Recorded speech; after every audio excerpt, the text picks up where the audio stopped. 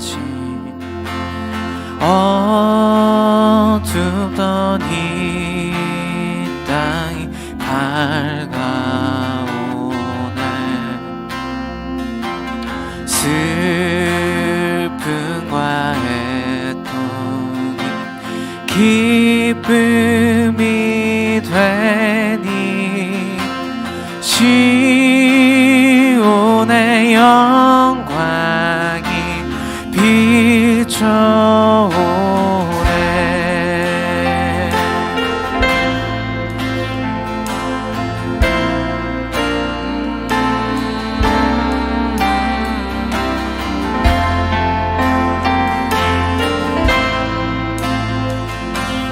우리 한 번 더 그 시온의 영광을 노래하면서 나갑시다. 시온의 영광이, 시온의 영광이 빛나는 아침, 어둡던 이 땅이 밝아오네.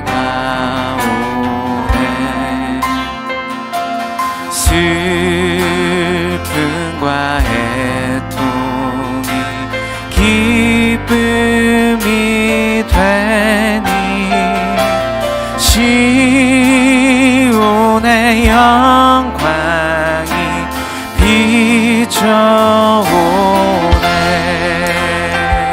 아멘. 우리가 그 주님을 경배하여 주십시오. 시온의 영광이 빛나는 아침, 시온의 영광이 빛나는 아침, 매였던 종들이 돌아오네.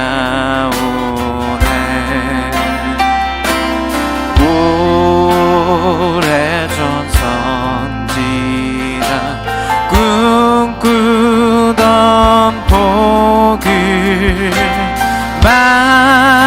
만민이 다 같이 누리겠네.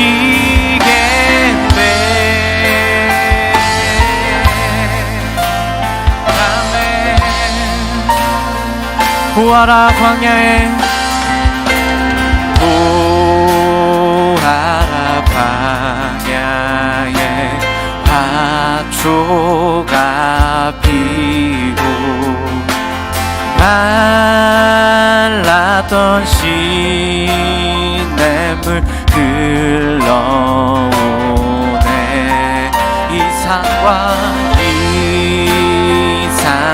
저 산이 마주쳐 울려 우리 구주 주 예수 은총을 찬송하네.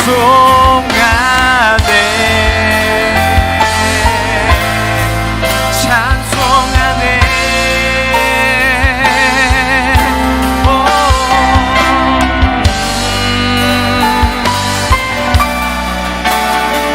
주님의 은총을 찬송합니다.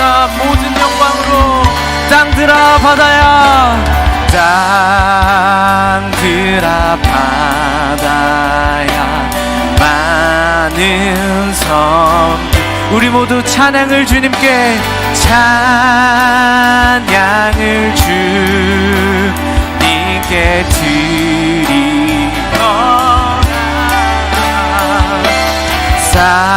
싸움과 죄악이 참혹한 땅에 찬송이 하늘에 우리 다시 한번 온 땅을 향해 그렇게 선포합시다. 땅들아 바다야, 땅들아 바다야, 많은 섬들아, 찬양을 주님께 드리어라.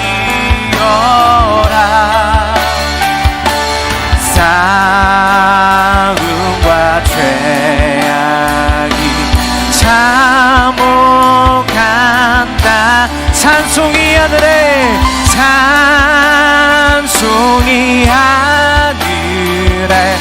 사무치 싸움과 죄악이 가득한 이 땅에 싸움과 죄악이 참혹한 땅에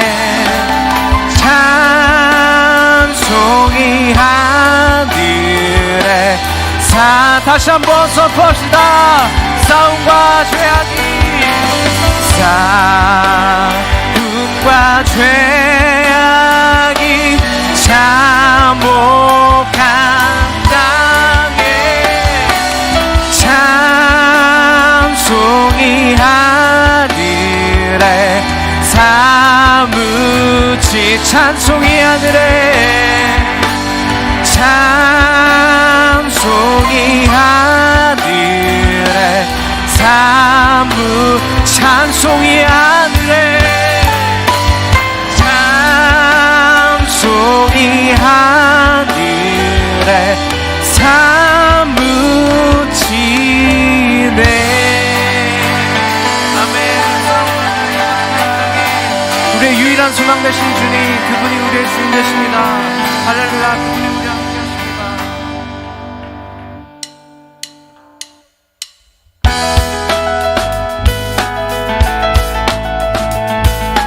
우리와 늘 동행하시며 우리를 그 승리로 이끄시는 그 소망의 주님, 우리 자리에서 일어나서 기쁨으로 찬양합시다.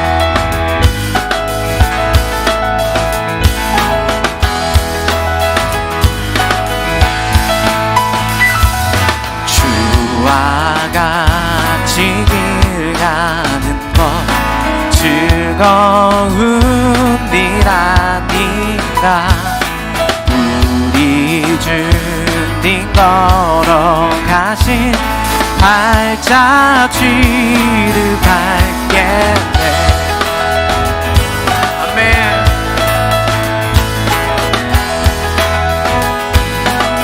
어린아이 같은 우리, 어린아이 같은 우리, 미련하고 약하나 주의 손에 이끌리어 생명길로 가겠네. 아멘. 날마다 주님 따라가리. 한 걸음씩 또 한 걸음씩 주님 나와 영원히 함께 하시니 기쁨으로 걸어가리.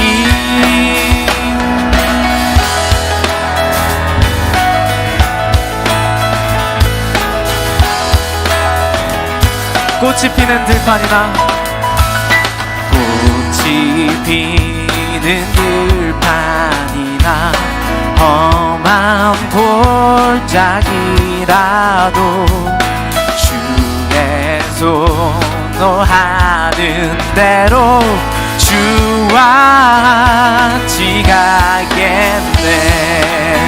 날마다 주님 따라가리. 한 걸음씩 또 한 걸음씩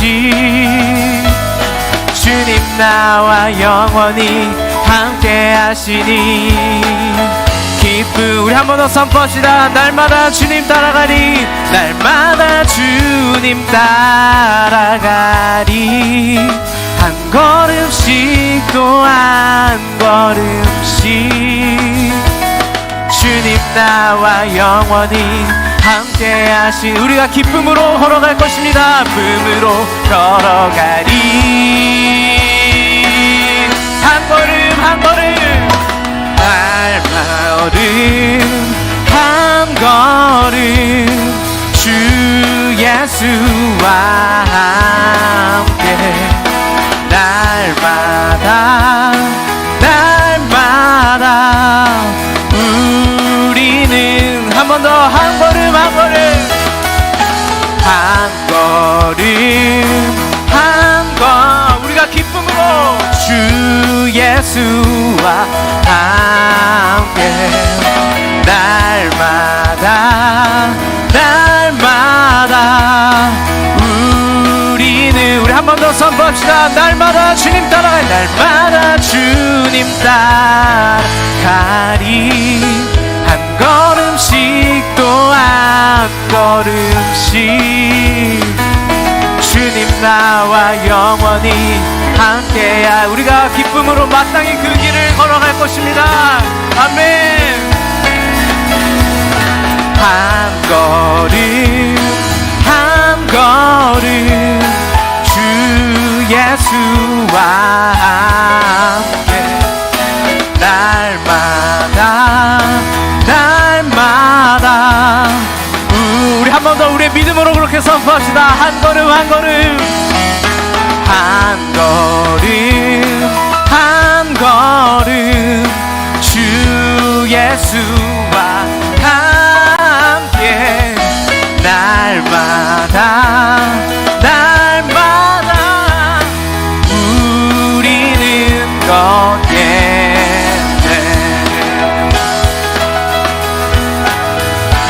우리가 날마다 그 주님과 함께 걸어갈 것입니다. 그것이 우리의 복입니다. 할렐루야. 그 주님을 우리 함께 하십니다. 아멘. 우리의 믿음을 드립니다. 주님의 높이를 받습니다. 한 걸음 한 걸음 주 예수와 함께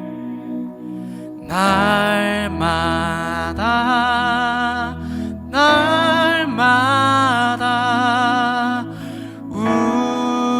우리는 걷게 한 걸음 한 걸음 한 걸음 한 걸음 주 예수와 함께 날마다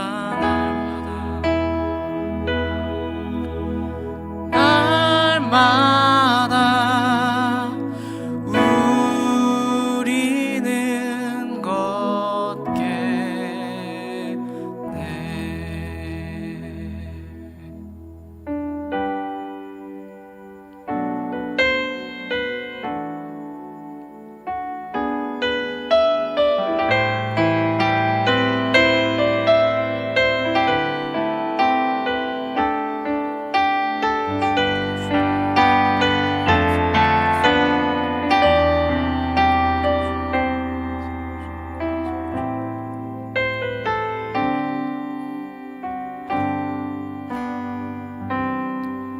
주가 보이신 생명의 길 나 주님과 함께 상한 마음을 들이며 주님 앞에 나가리.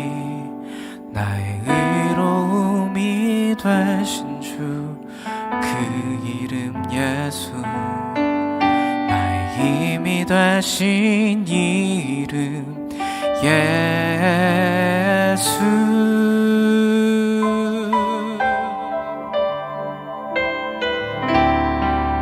나의 길 오직 그가 하시나니 나를 단련하신 후에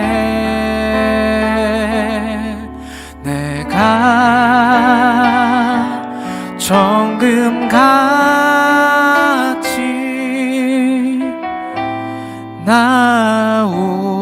나오리라.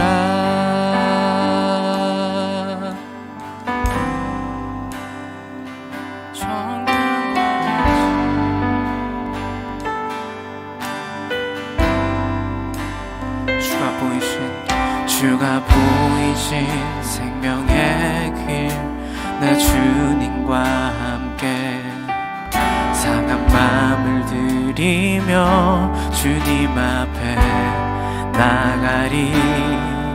나의 의로움이 되신 주 그 이름 예수 나의 길이 되신 이름 예수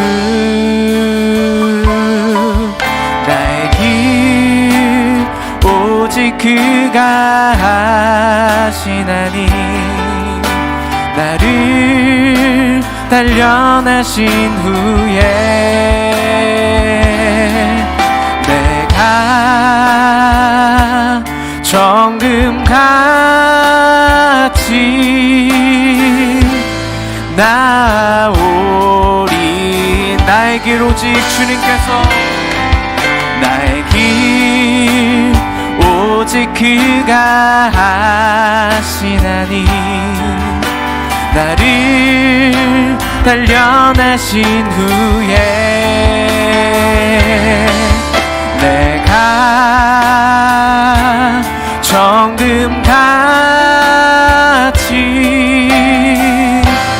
나오. 우리 함께 선포합시다. 나의 의로움이 되신 주, 나의 의로움이 되신 주, 그 이름 예수. 나의 길이 되신 이 이름 예수. 나의 길 오직 그가 하시나니 나를 단련하신 후에 내가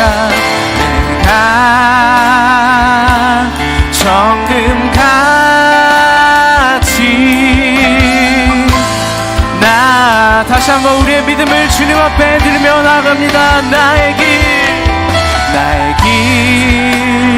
오직 그가 하시나니 나를 단련하신 후에 내가 정금같이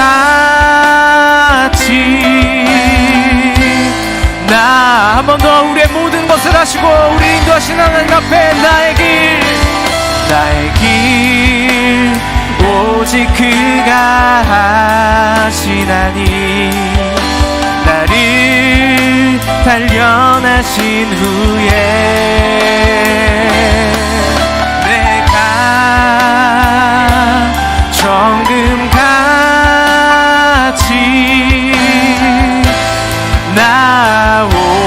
나오리라. 우리가 이 시간에 주님 앞에 우리의 믿음과 우리의 모든 주권을 드리며 나아가십시다.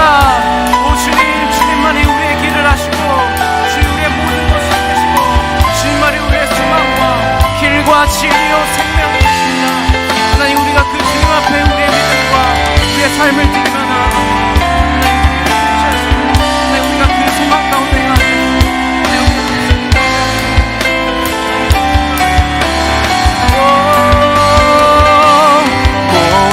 영광과 존귀와 능력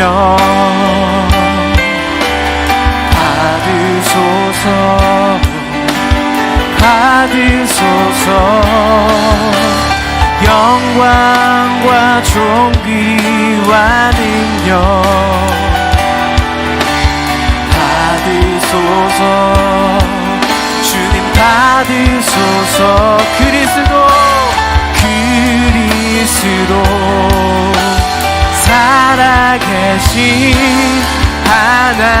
주님, 우리를 통해 모든 영광과 존귀와 능력 받으소서. 주님 받으소서.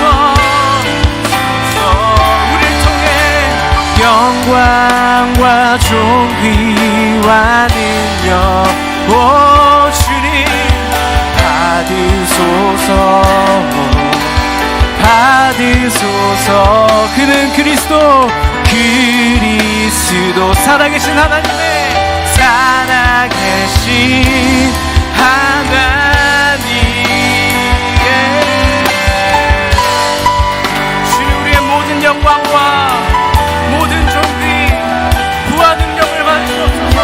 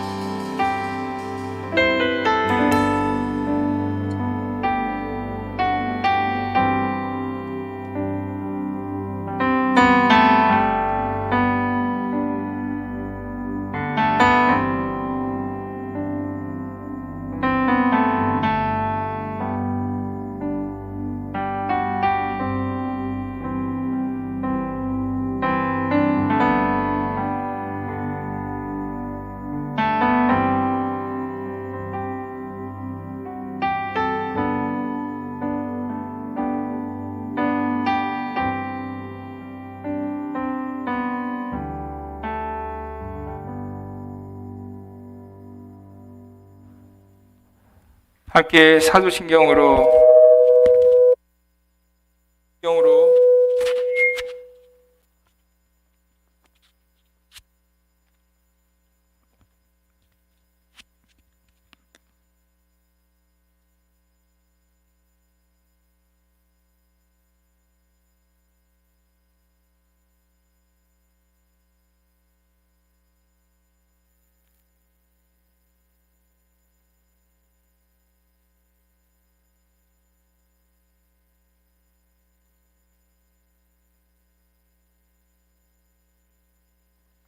사도신경으로 신앙 고백드리겠습니다.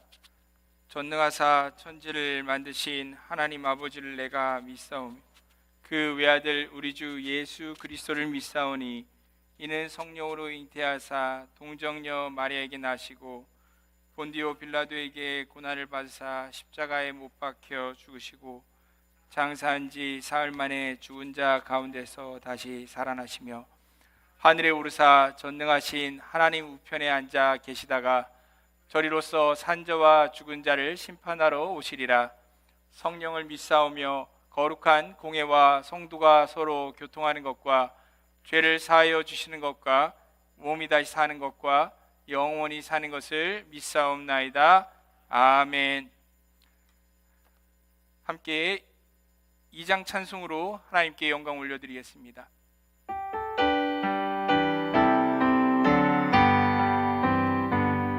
찬양 성부 성자 성령 성삼위일체께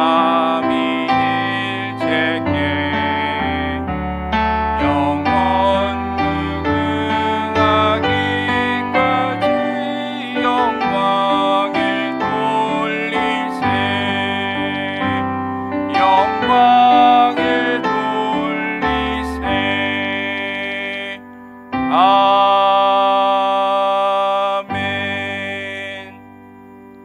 기도하시겠습니다. 할렐루야. 하나님 아버지, 모든 존귀와 찬양과 영광을 홀로 받아 주시옵소서. 주님께서 저희에게 새 해를 시작하게 하시고 새 날을 주심에 감사를 드립니다.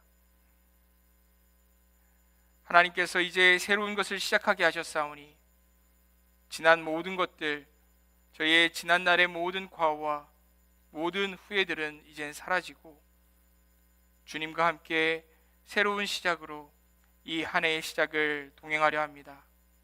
주님, 특별히 우리 하나님의 승동 청년 공동체가 하나님 앞에 예배로서 이 새해를 하나님 앞에 드리기를 원하고 주님과 호흡하기를 원합니다. 깊은 예배의 자리로 나아가기 원합니다.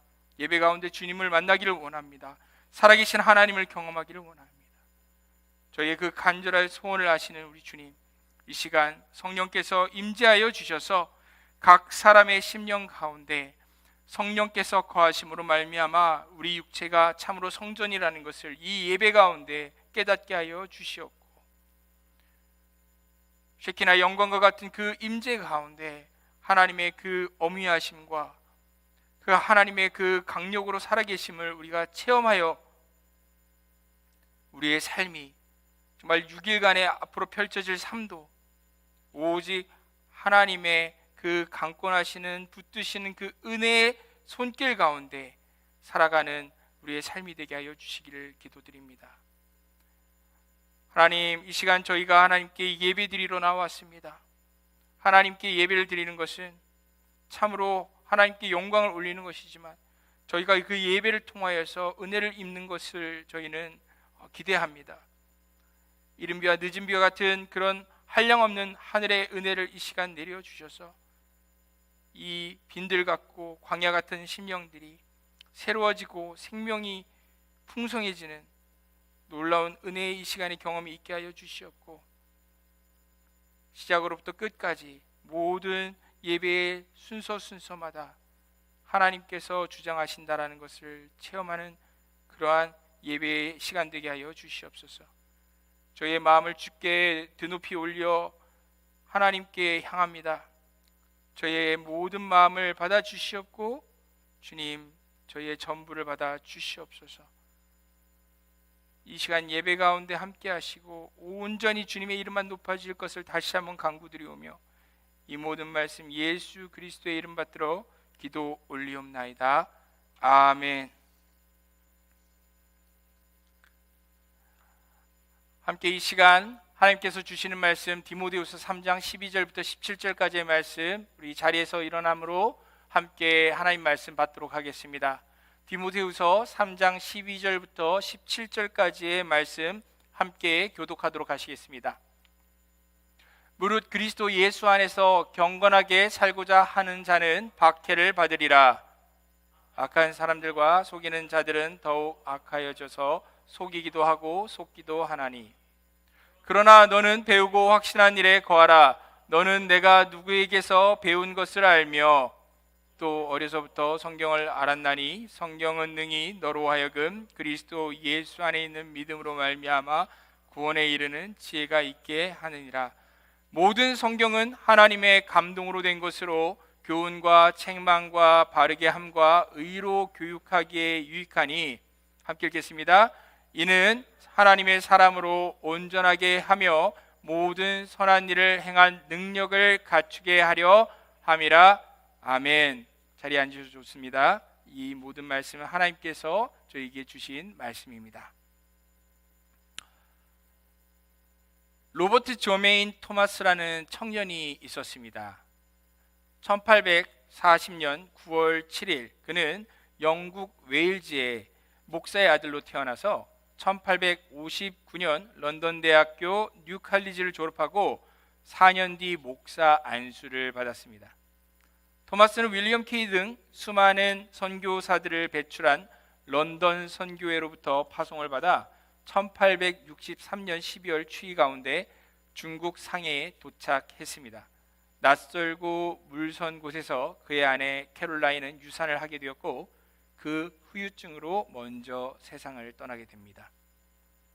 그래서 토마스 선교사가 런던 선교회에 처음 보낸 편지는 선교 보고서가 아닌 아내의 사망 보고서였습니다. 그의 나이 23살이었습니다.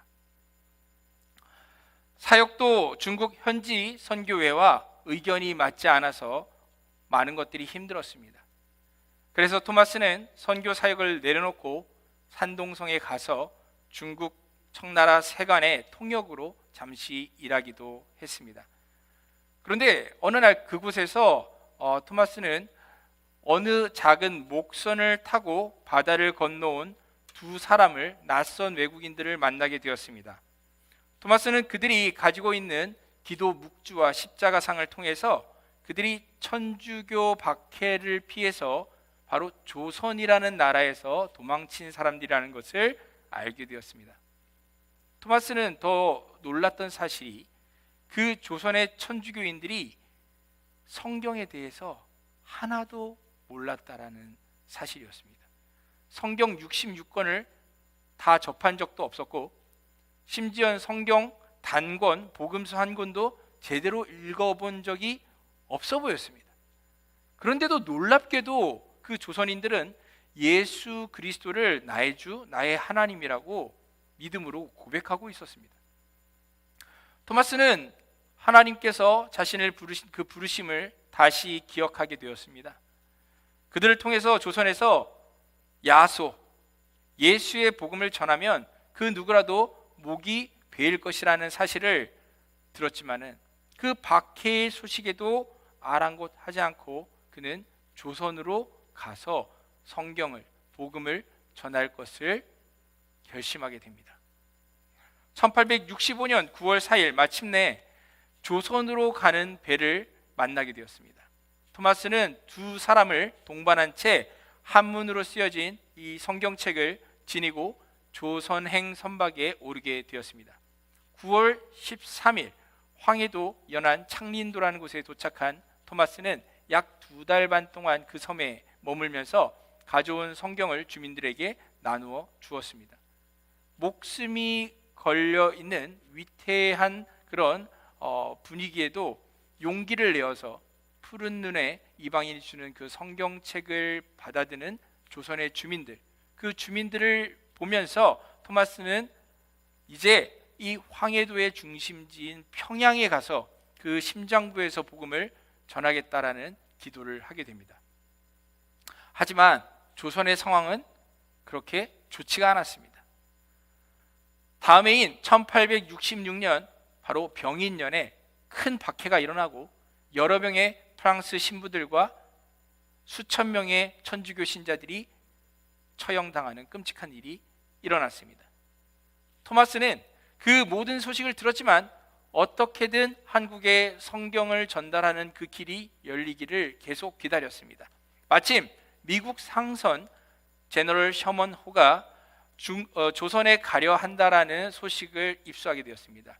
토마스는 이것을 절호의 기회라고 생각하고 성경책들을 챙겨 그 배에 통역 겸 길 안내자로서 승선하게 되었습니다. 1866년 8월 1일 중국을 떠나기 전에 그가 런던 선교회에 보낸 편지에 이렇게 쓰여 있습니다.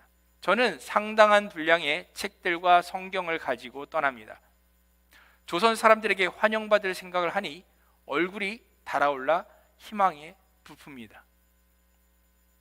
하지만 현실은 이런 토마스의 낙관과는 정반대로 흘러가기 시작했습니다. 병인 박해 직후에 조선인들은 서양 사람들이 쳐들어올 것이라는 두려움에 빠져 있었습니다. 그런 사실도 모른 채 무장까지 하고 있는 이 미국 국기를 건 셔먼호는 대담하게도 대동강을 거슬러 올라가기 시작했습니다. 이 양선이 평양으로 다가오고 있다는 소식을 들은 평양감사 박 교수는 급히 군대를 파송해 정황을 알아보게 했습니다. 고작 몇 개월 동안 조선말을 배운 토마스가 몇 개월 동안 자신들이 온 것은 무역과 선교를 하기 위해서라는 것을 설명했지만 그 답변을 들은 박 교수는 만일 항해에 필요한 물품이 있으면 얼마든지 공급하겠으니 최대한 빨리 배를 돌려서 떠나라, 그렇게 경고를 했습니다. 하지만 토마스가 그 말뜻을 제대로 이해하지 못해서였는지 아니면 제너럴 셔먼 호의 뱃사람들이 여기까지 왔는데 우리가 얻어야 될 것을 얻기까지는 못 나가겠다 버텨서인지 모르지만 셔먼호는 계속 대동강을 떠나지 않고 떠 있었습니다. 1866년 8월 29일 토마스 외에 3명의 사람들이 잠시 배에서 내려 만경대에 올라 평양 일대를 살펴보게 되었습니다. 하지만 곧 조선 군사들이 쫓아와 위협을 하여 셔먼호로 되돌아가야 했습니다. 그들은 그 귀선하는 도중에 같이 데려왔던 2명의 그 조선인 천주교인들이 참외를 가지고 배에 다시 오르려고 하다가 조선 군관들에게 체포되어 끌려가는 것을 보았고 얼마 지 않아 그들이 강둑에서 즉결 처형당하는 것을 눈으로 확인하게 되었습니다. 분위기가 험악해지기 시작했습니다. 특히 셔먼호의 선주 프레스톤은 두려움에 조선의 관리 이현익이라는 사람을 인질로 붙잡아 납치하기 시작합니다. 게다가 셔먼호 사람들도 무모하게 총을 쏘면서 여기저기 조선 사람들에게 위협하기 시작했습니다. 이 모든 광경을 본 주민들이 강둑에 몰려들어서 셔먼호로 돌아가는 그 보트를 향해서 돌을 던지기 시작했고 몇몇은 화살을 총을 쏘기까지 했습니다. 오후 3시에서 5시 사이 박춘권이라고 하는 용감한 이가 조용히 셔먼호에 다가가 올라탔습니다. 그리고 묶여 있었던 이현익을 구출하는 데 성공합니다. 인질까지 구출한 이상 이제 충돌을 피할 수 없게 되었습니다. 그 와중에 양각도 서쪽에 정박해 있었던 셔먼호는 그만 모래톱에 좌초되어 버립니다. 조선의 군인들은 그리고 백성들은 한마음이 되어서 작은 배들을 모아 연결합니다. 그리고 솔가지를 가득 쌓고 유황까지 위에 부은 다음 불을 붙입니다. 그 불타는 배들은 상류에서 떠내려와 셔먼호에 닿았습니다. 이 셔먼호는 금방 불길에 휩싸이기 시작했습니다. 불이 타기 시작하자 뱃사람들이 한 사람 한 사람 물로 몸을 던지기 시작했습니다. 조선인들은 기다리고 있다가 하나하나 물 밖으로 나오는 그 서양인들을 쳐 죽이기 시작했습니다. 다급해진 토마스는 뱃머리에 올라서 성경책을 강둑을 향해 던지며 소리치르기 시작했습니다. 야소, 야소, 야소. 더 이상 불길에 버틸 수 없게 된 토마스는 마지막 남은 성경책 한 권만 손에 쥔 채 대동강에 몸을 던졌습니다. 헤엄쳐서 그가 무트로 나오자 역시 그를 기다리고 있던 것은 조선 군졸들의 시퍼런 칼날들이었습니다. 얼마 전 이현익을 구출했던 그 용맹한 박충권에게 이 서양 오랑캐를 죽일 수 있는 명예가 주어졌습니다. 토마스는 자신을 처형하려고 칼을 들고 앞에 서 있는 박충권에게 그가 가지고 있었던 마지막 성경을 받아달라고 내밀었습니다. 박충권은 그것을 받을 수 없다고 거절했습니다. 무릎을 꿇고 얼마간 하나님께 최후의 기도를 드렸던 토마스. 선교사 토마스의 나이 26살에 그 삶이 그렇게 끝이 났습니다. 주 64년 혹은 65년에 로마에 있었던 사도 바울의 처지도 이 토마스 선교사와 다르지 않았습니다. 이미 감옥에 갇힌 것이 처음은 아니었지만 이번은 예전과 분명히 다르다는 것을 바울도 느끼고 있었습니다.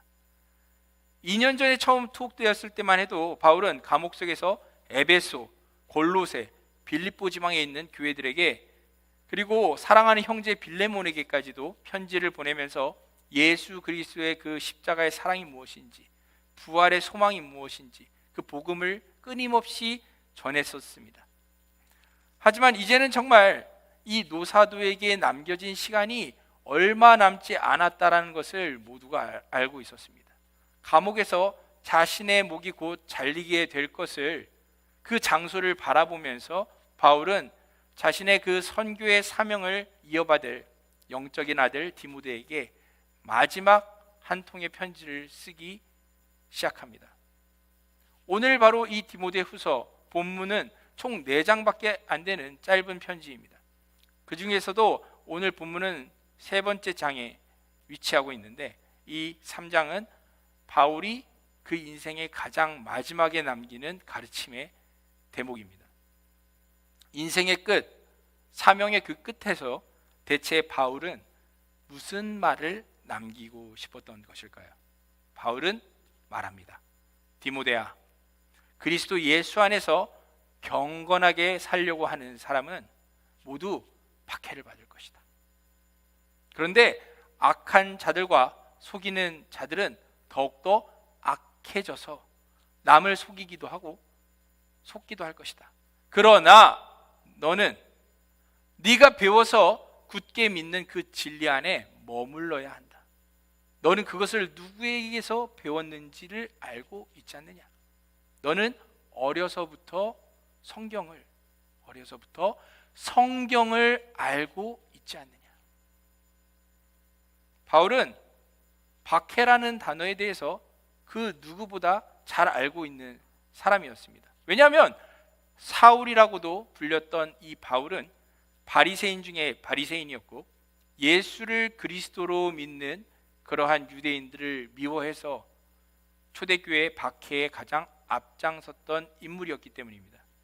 예루살렘에서 스데반을 돌로 쳐 죽이는 일에 맨 앞에 있었던 그 바울은 이제 시리아 다마스커스까지 달려가 그곳에서 예수를 믿는 유대인들을 체포하려고 했습니다.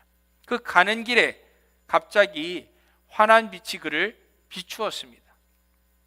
놀라 엎드려진 그에게 음성이 들렸습니다. 사울아 사울아, 내가 어찌하여 나를 박해하느냐?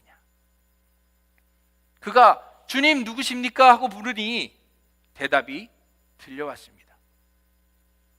사울아, 나는 내가 박해하는 예수라. 나는 내가 박해하는 예수라. 그 사건 이후 바울은 인생이 180도 바뀝니다. 교회를 핍박하던 이가 이젠 예수의 복음을 위해서 그 어떤 핍박에도 굴하지 않고 복음을 전하기 시작합니다. 그가 가는 곳마다 유대인들과 이방인들이 그를 수도 없이 죽이려고 했습니다. 실제 몇 차례 사선을 넘나들면서 극심한 고통을 겪기도 했습니다. 그럼에도 불구하고 바울은 예수의 이름, 오직 예수의 이름을 위해서 로마까지 가기를 원했습니다. 결국 감옥에서 네로 황제의 명령으로 목이 잘려져서 죽임을 당하는 그 마지막 순간에 이르기까지 바울은 세상이 예수를 모르는 것을 안타까워하면서 할 수 있는 한 그 마지막 순간까지 편지로라도 복음을 전했습니다. 그의 편지들은 성경이 되었습니다. 그럼 바울이 남겼던 마지막 유언입니다. 진짜 예수 그리스도를 믿고 산다는 것이 힘들다라는 것, 그거 나도 안다는 겁니다. 하지만 세상과 타협하고 그렇게 살아서는 안 된다는 겁니다. 세상과 타협하지 않고 경건하게 살려고 하면 할수록 세상은 그런 그리스도인들을 미워하고 고통을 주는 것 너무나 당연한 영적인 법칙이라는 겁니다. 심지어 목숨을 잃는 자들 당연히 나올 거라는 겁니다. 교회 안에서도 심지어 거짓 교사들, 가짜 그리스도인들이 많아져서 참되게 하나님을 예배하고 참되게 하나님을 섬기는 것이 무엇인지 물을 흐리고 본질을 매도하게 될 것이다. 그렇게 말합니다. 그러나 디모데야, 너만큼은 진리 안에 있어야 된다는 겁니다. 세상 사람 다 떠나가도 너는 네가 어려서부터 배웠던 그 진리, 어떤 진리입니까? 오직 이 성경의 진리 안에 너는 있어야 된다라고 말하는 것입니다. 바울은 유언을 이어갑니다. 또 어려서부터 성경을 알았나니 성경은 능히 너로 하여금 그리스도 예수 안에 있는 믿음으로 말미암아 구원에 이르는 지혜가 있게 하느니라. 그리고 마지막 두 절 뭐라고 말씀합니까?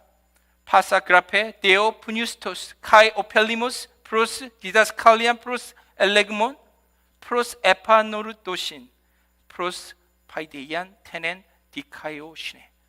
모든 성경은 하나님의 감동으로 된 것으로 교훈과 책망과 바르게 함과 의로 교육하기에 유익하니 히나 아르티오스 에호 투 데오 안트로포스 프로스판 에르곤 아가돈 엑세르티스 메노스. 이는 하나님의 사람으로 온전하게 하여 모든 선한 일을 행할 능력을 갖추게 하려 함이다라고 바울은 마지막으로 적습니다.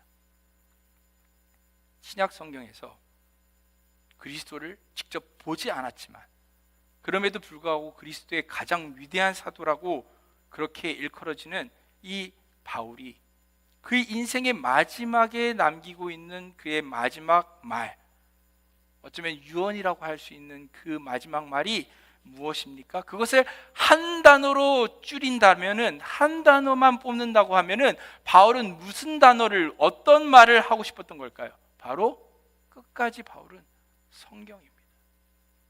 바울은 성경을 이야기하고 죽었습니다. 오직 이 성경만이 예수 그리스도가 어떤 분인지를 알 수 있는 유일한 하나님의 방법이라는 겁니다. 어떻게 우리가 모르는 사람을 신뢰할 수가 있겠습니까? 성경을 통해서만 우리는 예수님이 누구신지를 알게 되고, 그렇기 때문에 우리는 그분을 신뢰할 수 있게 됩니다. 예수님을 알아야지 우리는 예수 그리스도가 나의 구원자, 나의 하나님이라고 믿을 수 있게 됩니다. 하나님께서 우리에게 성경을 주셨는데 수많은 사람들이 그 오랜 시간 동안 성경을 함께 적어갔지만, 하지만 이 성경의 모든 성경의 진정한 저자는 누구다라고 성경은 말하고 있습니까? 모든 성경은 성령의 감동으로 쓰여졌다. 성령님께서 진정한 저자이시고 이 글에 바로 펜을 드신 분이다라고 성경은 말하고 있습니다. 다른 말로 하면 하나님께서는 하나님 당신을 우리들에게 알려주시는 방법으로 성경을 우리에게 선물하셨다라는 것입니다. 그렇기 때문에 우리가 성경을 읽으면은 거룩한 지식이 생깁니다. 죄된 본성 가운데 우리가 여기저기 자기 마음대로고 우리가 잘못된 길로 가다가도 성경 말씀이 우리에게 있다면은 다시 바른 길로 돌아오게 됩니다.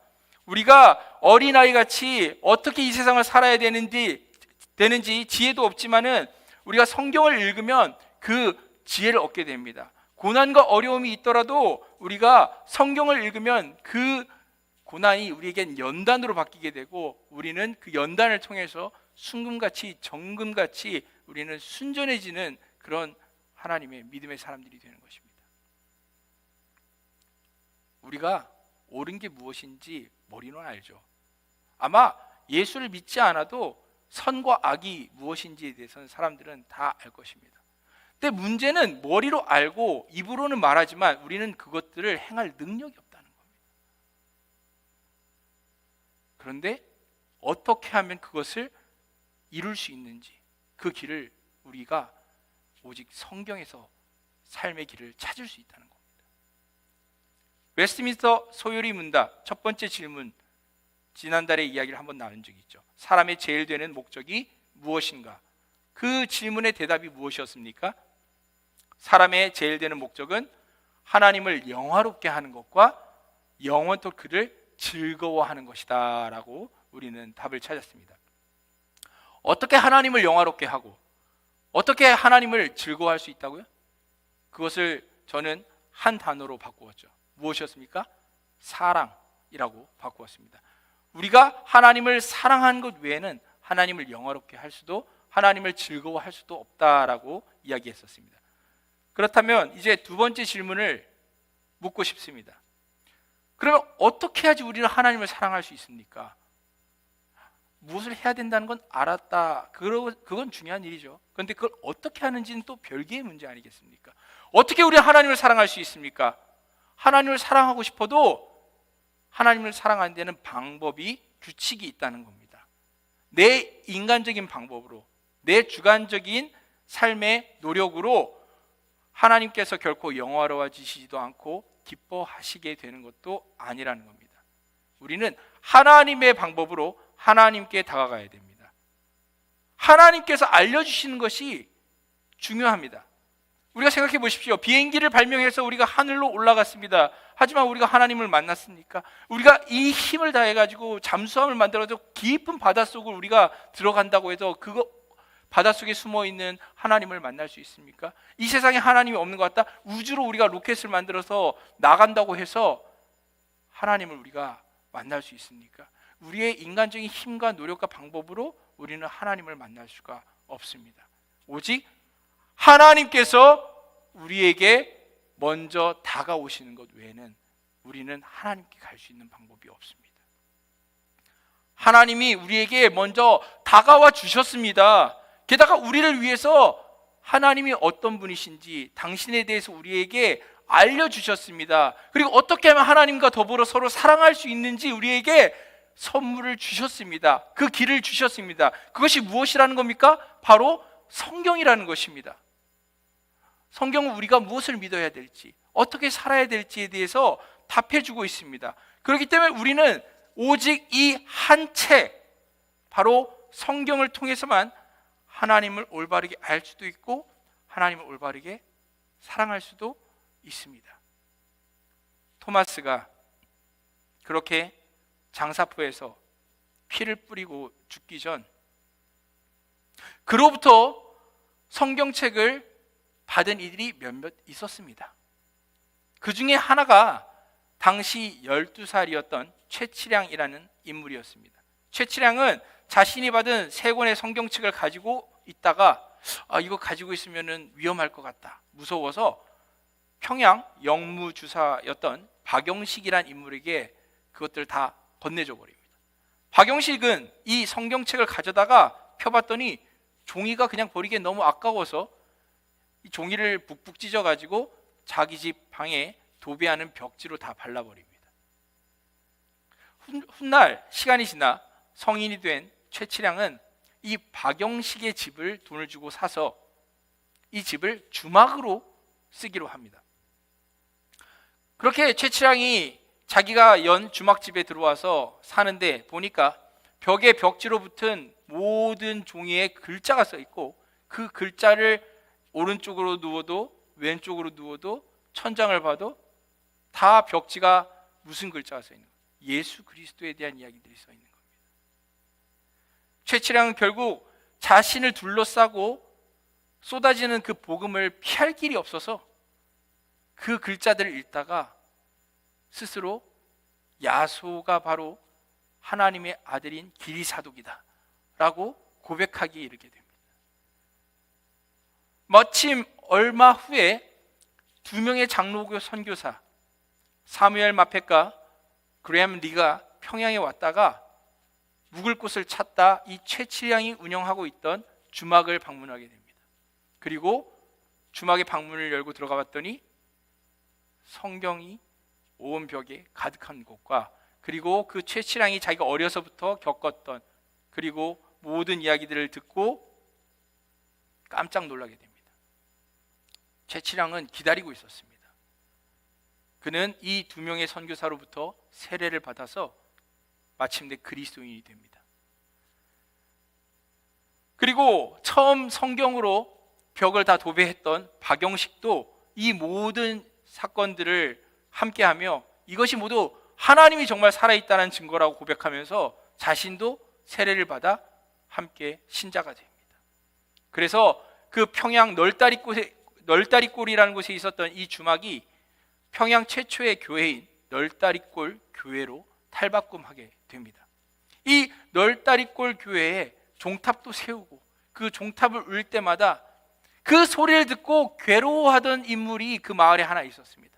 바로 토마스 선교사를 칼로 죽인 박춘권이었습니다.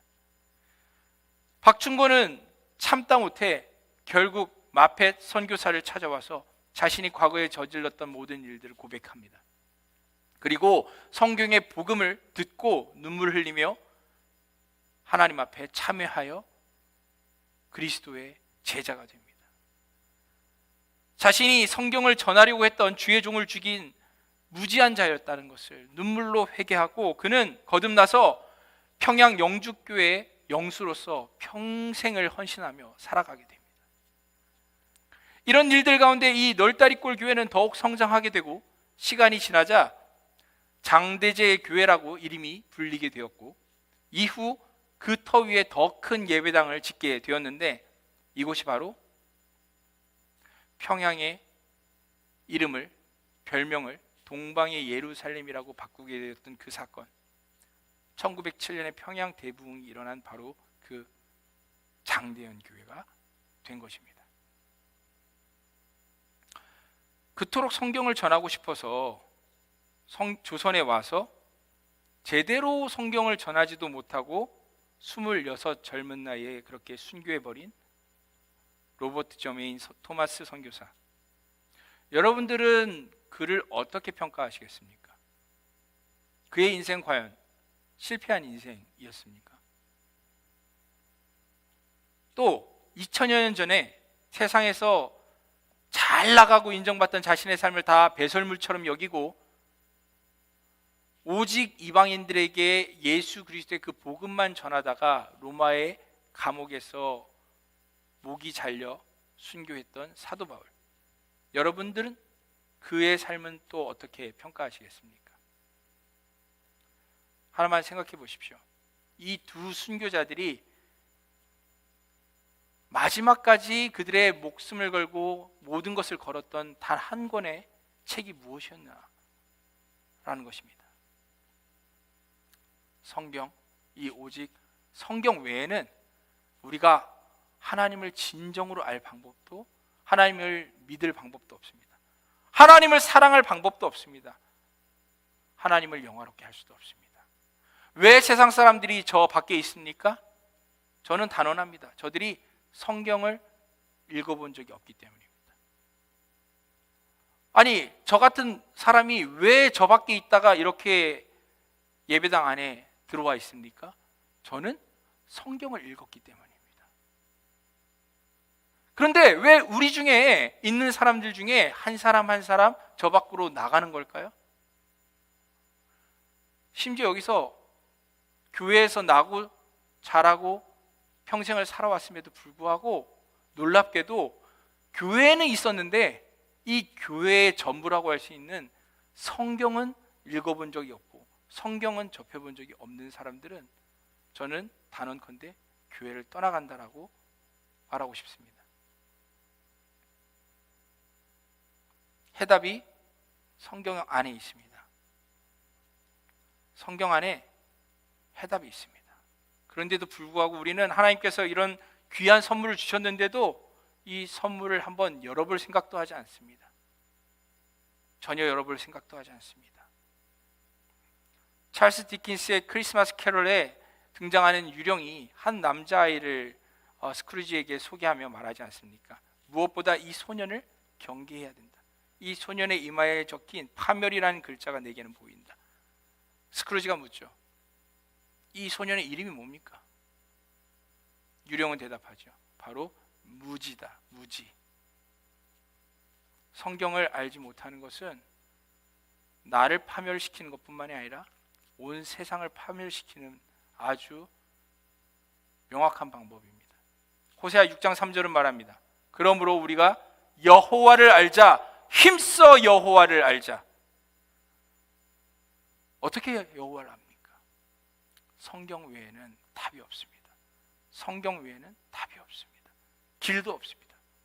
여러분, 올해 2022년 우리는 우리 공동체의 모든 회복과 성장에 가장 앞서서 너무나 당연한 우리는 첫 번째 계단을 올라가려 합니다. 무엇이겠습니까? 성경입니다. 그 계단이 어떤 사람들에게는 굉장히 저 산만큼 높게 느껴질 수 있습니다. 그래서 제가 여기 있습니다. 함께 한 계단 한 계단 올라가는 길동무가 되려고 제가 여기 있지 않습니까? 우리는 함께 바이블 스터디를 하면서 성경이 얼마나 즐겁고 달콤한 것인지를 알아가려고 합니다. 방역 수칙이 여전히 엄격하죠. 그리고 많은 분들이 또 교회에서 멀리 거주하시는 환경 가운데 있는 것을 알고 있습니다.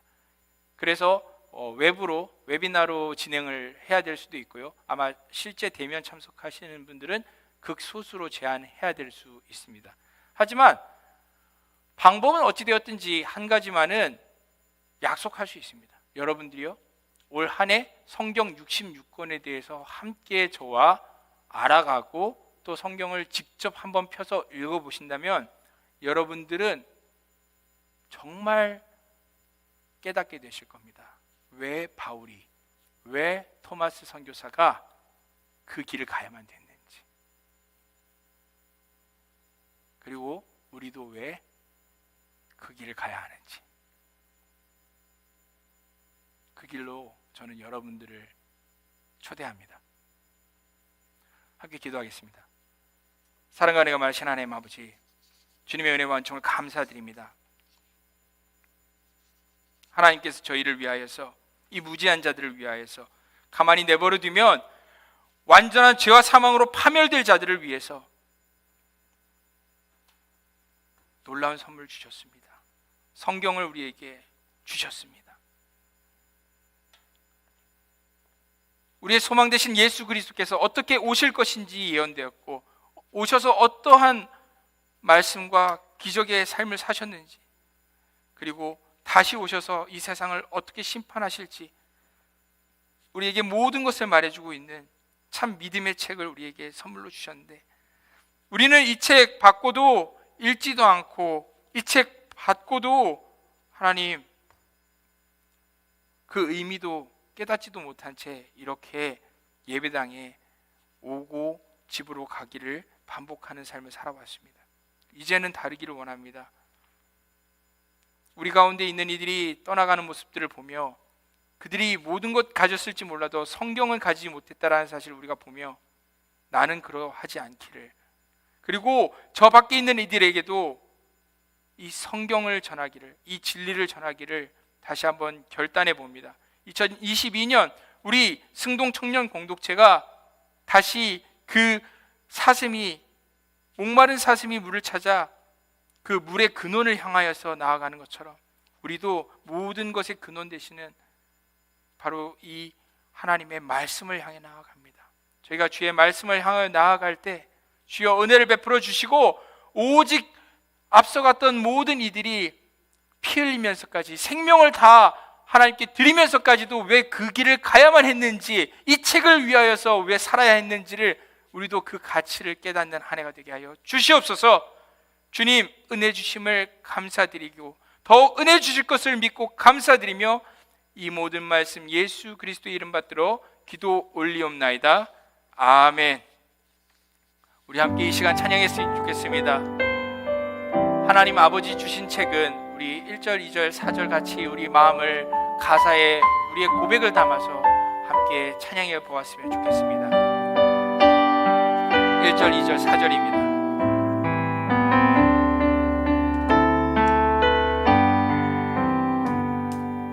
하나님 아버지 주신 책은 귀하고 중하신 말씀일세.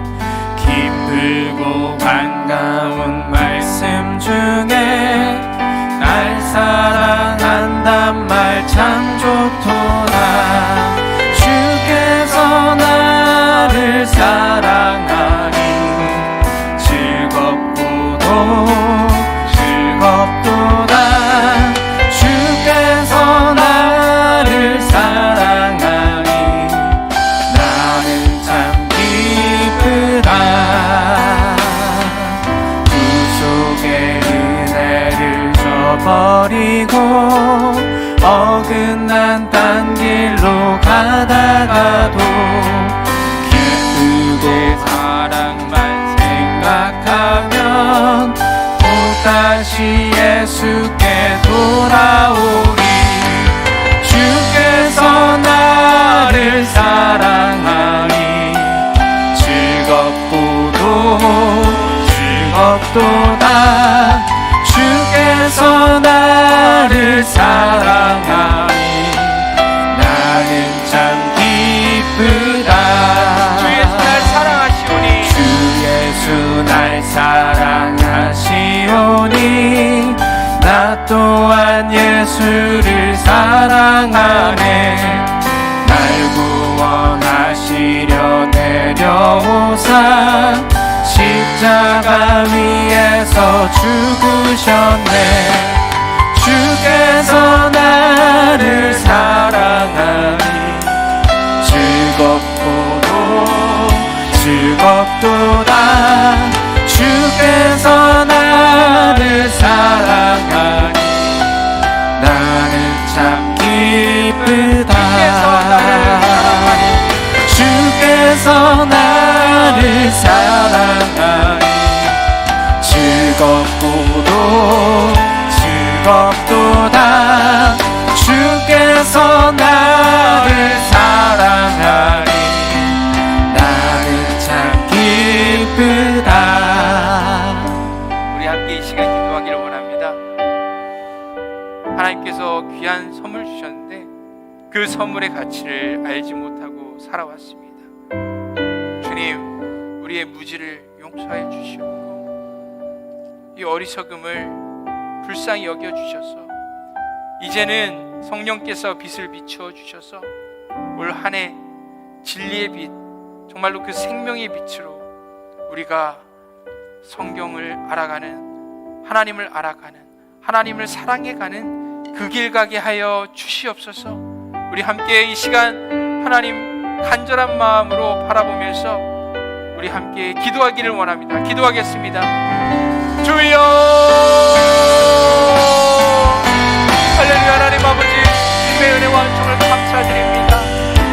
하나님 저희의 어리석음, 저희의 무지가 정말 지금까지 하나님께서 주셨던 저희를 향한 끝없는 아버지 그 사랑과 이미 저희를 위하여 모든 것을 주셨는데 그 선물을 깨닫지 못하고 이렇게 살아왔습니다. 하나님 저희의 생명이 이 책 안에 있습니다.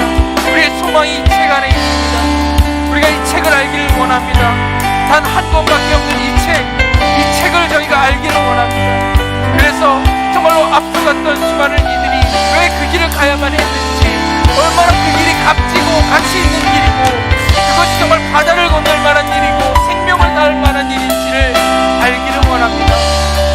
주님, 올 한 해 가운데 우리가 정말로 한 계단 한 계단 올라가서 저 높은 곳으로 올라가는 것처럼 저희가 그러한 마음으로 이 시간 정말 아버지 결단하며 나아갑니다. 우리가 하나님 말씀을 저희가 한 계단 한 계단 알아가기를 원하며, 그래서 주님의 마음의 그 높은 곳까지 우리가 도달할 때까지 정말로 아버지 6개의 그 계단들을 우리가 올라나가기를 원합니다. 그 가운데 마음 지치지 않게 하여 주시고, 그 가운데 우리가 더욱더 기쁨이 풍성하게 하여 주시고 감사하게 하여 주시옵소서.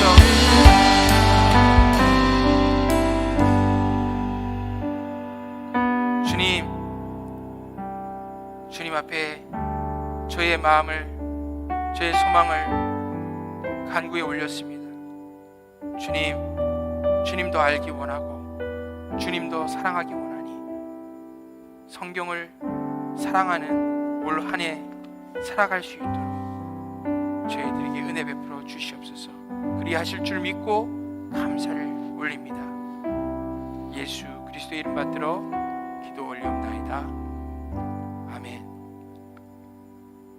지금은 주 예수 그리스도의 은혜와 하나님의 사랑과 성령의 교통하심이, 하나님이 주신 선물 성경을 귀히 여기고 그 성경을 사랑하기 원하는 그 모든 심령들 가운데,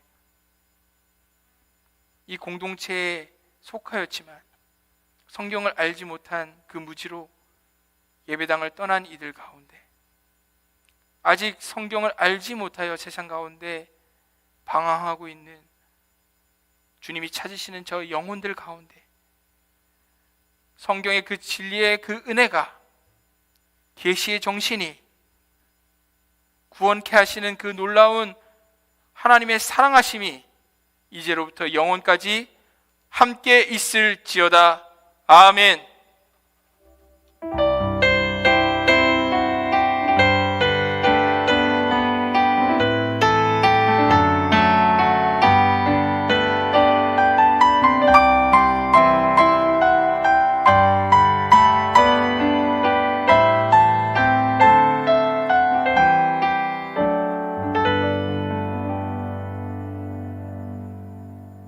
잠시 광고 드리겠습니다. 혹시 오늘 우리 교회 처음 오시거나 이 예배 처음 방문하신 분 계시다면 손을 들어서 알려주시면 좋겠지만 안 계신 것 같습니다. 교회 소식 알려드리겠습니다. 2022년 교회 표어는 그리스도 예수 안에서 함께 지어져 가는 교회입니다. 물론 청년부 또한 그리스도 예수 안에서 함께 지어져 가는 청년부입니다. 우리가 이 말씀 또 한 해 동안 품고 우리가 공동체를 잘 만들어 갔으면 좋겠고요. 또 그래서 이제 오늘 중요한 얘기는 청년부 정기총회가 있습니다. 여러분, 오늘 예배 후에 있고요. 잠시 예배 끝나고 좀 쉬셨다가 저희가 2시가 아니라 오늘 좀 일찍 끝났군요. 저희 2시 50분 정도부터 좀 함께 시작할 수 있으면 참 좋을 것 같거든요. 그래서 중등부실, 장소는 중등부실입니다. 장소 중등부실이고, 여러분 잠깐 쉬셨다가 2시 50분에 뵙도록 하겠습니다. 여기 가급적이면 좀 중요한 결정들이 있어가지고 한 분도 빠짐없이 좀 참여해 주셨으면 너무나 감사하겠습니다. 이상이고요. 우리 자리에서 일어나서 마지막 찬양으로 예배 마치도록 하겠습니다.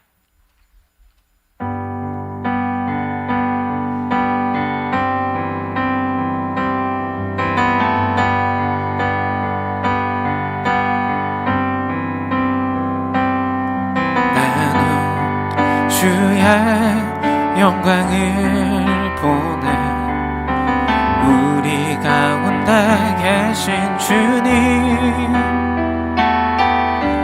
그 빛난 영광 온 하늘 덮고 그 찬송 온 땅 가득해. 내 눈 주의 영광을 보내 찬송 가운데 서신 주님, 주님의 얼굴을 온 세상 향해 안에 권능의 팔을 드셨네. 주의 영광 이곳에 가득해. 우린 선해 주님과 함께 찬양하며 우리는 전진하리. 모든 열방 주 볼 때까지 주의 영광 이곳에 가득해. 우린 선해 주님과 함께 찬양하며 우리는 전진하리.